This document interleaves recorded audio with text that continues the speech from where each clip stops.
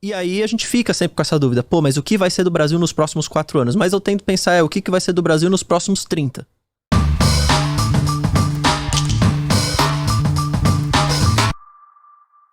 E à medida que você vai aumentando o seu horizonte de tempo, aí você consegue, de uma forma um pouco mais racional, decidir qual empresa você investe ou não.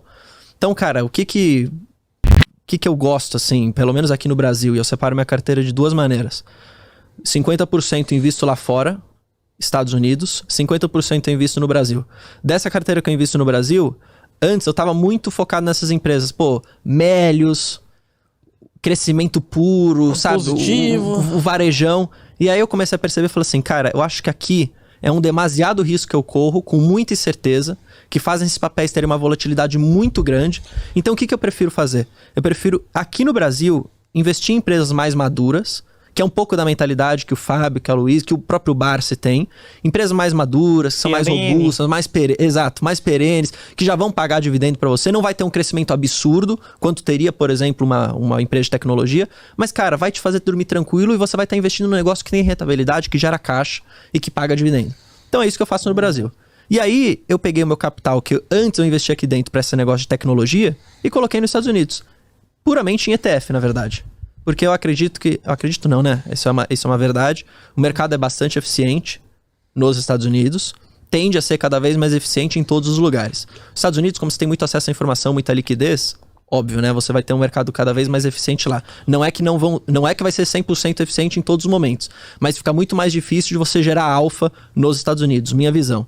Por isso que eu vou lá e compro ETF. Porque eu vou ficar na média do mercado. E a média do mercado americano nos últimos tempos foi excelente. Boa. Foi excelente. Então eu compro ETF de S&P lá fora, eu compro ETF de tecnologia, eu compro ETF focado em small caps, tudo lá fora. E aí aqui no Brasil eu acabo fazendo esse stock picking, né? Exato, que é venda dessas ações, com esse pensamento de visar a longo prazo, entender que o curto é bastante volátil, só que aí abre as oportunidades para eu comprar uma boa empresa. Por exemplo, o Banco do Brasil, depois do primeiro turno, bateu R$44, se eu não me engano. Quando o Bolsonaro veio num resultado melhor. Agora caiu, tá? 35, né? 34 e pouquinho. O que essa queda mostrou? Obviamente é o mercado já precificando esse risco Lula. O que será que vai ser da nova política? Se vai ter interferência ou não? Se ele vai usar os bancos públicos de novo para ficar subsidiando taxas? Se ele vai mexer na empresa? Qual que vai ser o guidance da estratégia?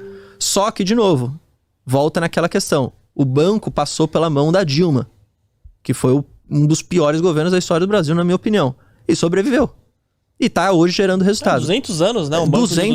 200 anos. Então é um pouco disso que eu tento avaliar.